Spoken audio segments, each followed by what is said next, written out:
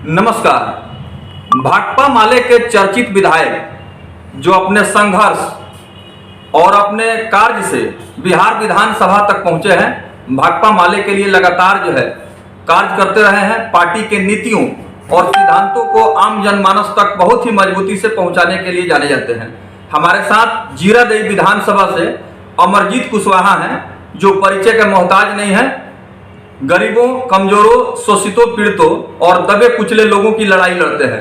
कई बार इन्हें जेल भी जाना पड़ा है, साथ ही साथ कई मुकदमों में इनको मुकदमों का सामना भी करना पड़ा है और विधानसभा में जनता की आवाज को बड़ी मजबूती से उठाते हैं। तो आइए हम इनसे सवाल करेंगे, चूंकि लोकसभा चुनाव की सुगबुगाहट तेज हो चुकी है।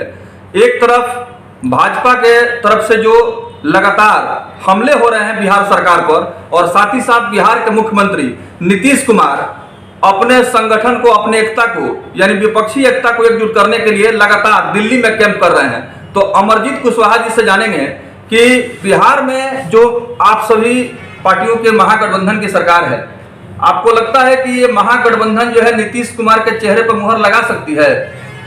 देखिए, सबसे पहले तो आपके सभी दर्शकों को मेरे तरफ से प्रणाम। अब जहाँ तक चेहरे की बात है, तो बिहार में आपने देखा कि हम लोगों ने भाजपा को सत्ता से बेदखल करने के लिए एक महागठबंधन का निर्माण किया।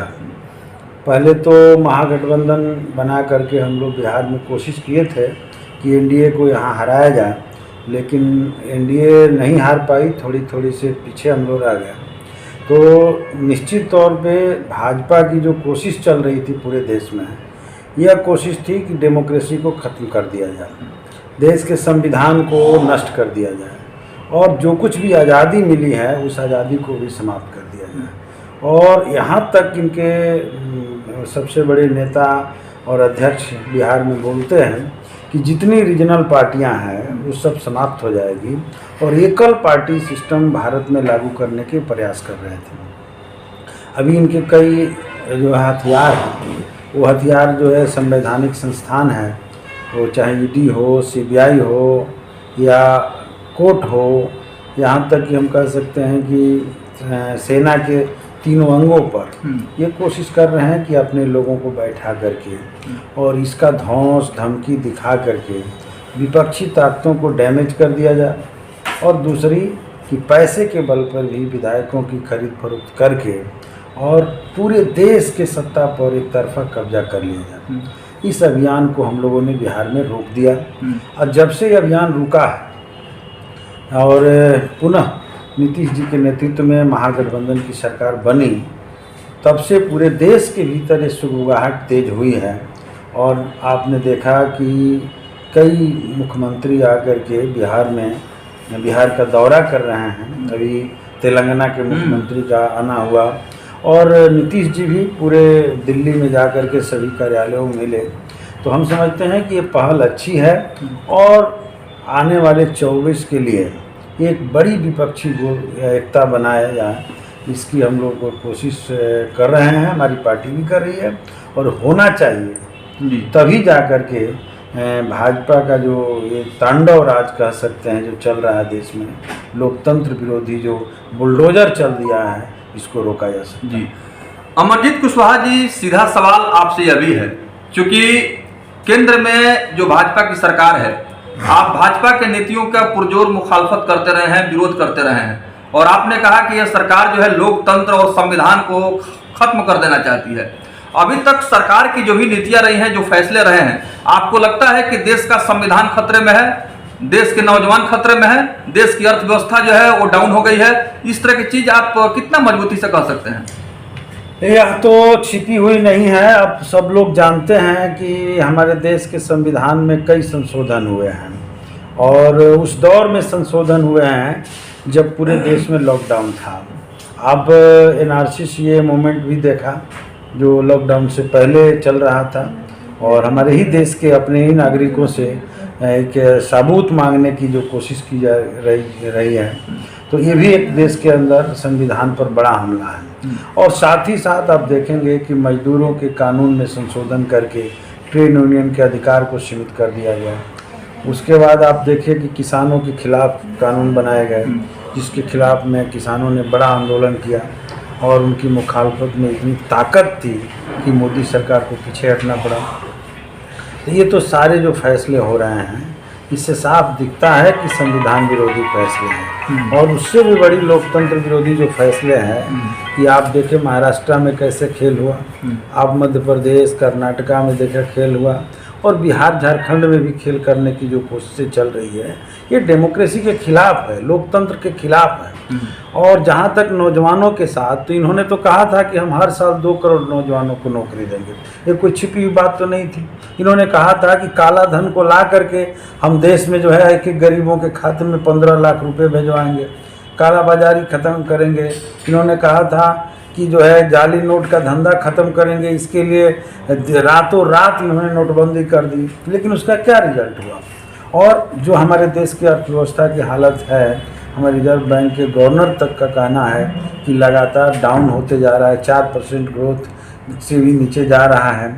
और हम समझ रहे हैं कि देश की आर्थिक स्थिति बहुत ख़राब है। इस लॉकडाउन के पीरियड में मैंने देखा गया कि हमारे देश के अंदर नौजवानों की 2 करोड़ से ज़्यादा नौकरियां छीन ली गई, और आज भी उन्हें नौकरी नहीं मिल रहा है, युवा रोड पर भटक रहे हैं। तो ये तो नौजवानों के साथ विश्वासघात हुआ।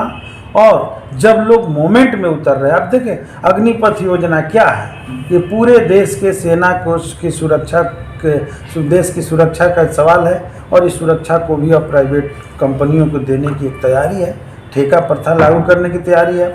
और इसके जरिए वो क्या करना चाहते हैं, 4 साल की नौकरी देंगे। 4 साल की नौकरी में क्या ये किसी के अंदर ये कॉन्फिडेंस पैदा हो जाएगा कि हम देश के रक्षा करने के लिए तैयार रहना चाहिए? उसको तो यही रात दिन ये तलवार लटका रहेगा कि कब हमारी नौकरी चली जाएगी, 4 साल अब है, बहुत कम समय, जल्दी काट लो। तो कुल मिलाकर के ये आर्थिक सुरक्षा का भी सवाल है, सामाजिक सम्मान का भी सवाल है। तो नौजवानों के साथ इस तरह से जो सरकार विश्वासघात कर रही है, ये बिल्कुल गलत है, और इसका पुरजोर विरोध भी हो रहा है। जब विरोध हो रहा है तो विरोधी जो लोग भी हैं उनको तमाम हथियारों के जरिए, चाहे वो जेल हो, ईडी हो, सीडी हो, जो हो, सीबीआई हो, जो हथियार मिले उसके जरिए उसका दमन हो रहा है। बड़े पैमाने पर राष्ट्र देश के बुद्धिजीवी लोगों को जेल में भेजा जा रहा है, बंद किया जा रहा है। यहाँ तो स्थिति यह हो गई है कि अघोषित इमरजेंसी की स्थिति है। अगर मोदी सरकार के खिलाफ कोई बोलता है तो उसे देश विरोधी मान करके उसको निश्चित तौर पे जेल में डाल दिया जाता है। तो संपूर्णता में देखें तो हमारे देश के भीतर आज आदमी की स्वतंत्रता, आज़ादी और जो लोकतंत्र है वो सब कुछ खतरा में है, और इसलिए 24 में एक बड़े बदलाव की ज़रूरत है। इस सरकार को उखाड़ फेंकने की ज़रूरत है, और इसी उद्देश्य से हमारी पार्टी की कोशिश चल रही है। और तमाम विपक्षी जो दल है देश के भीतर, उस सबको हम चाहते हैं कि एक मंच पर आएँ और मोदी सरकार को सत्ता से बेदखल करें। तो बतलाते चले कि जीरादेई से भाकपा माले के जो वर्तमान विधायक है अमरजीत कुशवाहा, उन्होंने केंद्र सरकार के नीतियों को लेकर के सवाल खड़ा किया है और एक तरह से जोरदार हमला किया है।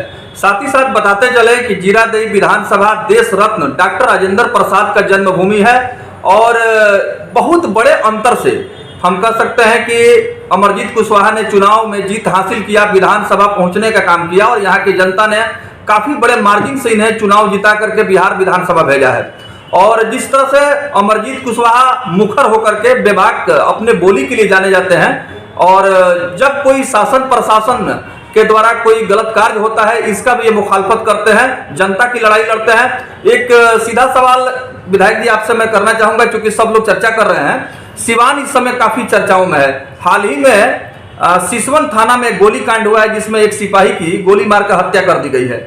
उसके बाद से यह चर्चा काफी जोर शोर से चल रही है, और भारतीय जनता पार्टी के विजय सिन्हा ने कहा है कि यह जो सरकार है बिहार में वो बेशर्म सरकार है, या नीतीश कुमार को उन्होंने बेशर्म कहा है। यहाँ मतलब शासन नाम की कोई चीज नहीं है, कानून व्यवस्था गिरती जा रही है और भय का माहौल है। क्या कहेंगे? हाँ, वो लोग सत्ता में थे तो कभी ये बात नहीं कहते थे, तब नीतीश जी अच्छे थे। भारतीय जनता पार्टी में जो लोग चले जाएंगे वो सब अच्छे होंगे, महाघोटालेबाज हों, भ्रष्टाचारी हों, कितना हो बड़ा कत्लेआम करे, दंगा करे, बलात्कार करे, वो सब के सब बीजेपी में चले जाएंगे। तो वो लोग गंगा जल रखे हुए हैं, गंगा जल छिट देते हैं और कहते हैं कि सब शुद्ध हो गया। और बाकी जो दूसरे लोग हैं वो सब बेशर्म होते हैं। कल तक तो नीतीश जी के साथ ही थे, तो उस समय क्या बिहार के भीतर क्राइम नहीं था, जिला में क्राइम नहीं था, लगातार क्राइम हो रहा था और ये हम लोग लगातार विरोध कर रहे थे। यह बात सही है कि जहाँ कहीं भी घटनाएं हो रही वो दुखद है और हम लोग प्रयास में हैं। अभी तो 10 दिन सरकार बने हुआ और 10 दिन में सारी चीज़ें ठीक ठाक करना अभी कोशिश चल रही है और हम लोग मान कर के चलते हैं कि एक समन्वय समिति भी बनेगा और एक कॉमन मिनिमम प्रोग्राम बनेगा और इसके जरिए लॉ एंड ऑर्डर से लेकर के सारे बिंदुओं पर बातचीत होगी। हम लोग तो ऐसे भी मंत्रिमंडल में शामिल नहीं हैं, हम लोग मंत्रिमंडल के बाहर हैं। अगर क्राइम होगा तो हम लोग भी निश्चित तौर पे विरोध करेंगे, हम लोग इससे पीछे नहीं रहेंगे। लेकिन इतनी जल्दी इतनी बेचैनी उनके अंदर जो पैदा हो रही है, माने सत्ता जो हाथ से निकल गई है, इसी की कसक है। बहुत बहुत धन्यवाद।